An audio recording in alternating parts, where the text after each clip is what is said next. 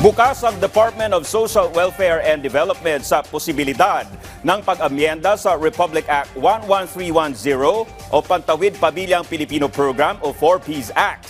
Sa panayam sa tagapagsalita ng DSWD na si Assistant Secretary Irene Dumblao sa programa ng PTV na Bagong Pilipinas Ngayon. Sinabi niyang may ilang probisyon na sa nasabing batas ang pinag-aaralan ng kagawaran, tulad ng haba ng taon na naka-enroll ang isang benepisyaryo sa programa. Tinitingnan din ng DSWD ang aftercare o toolkits para sa mga magtatapos na benepisyaryo ng 4Ps. Maraming mga proposed amendments dito sa implementasyon ng Pantawid Pamilyang Pilipino Program.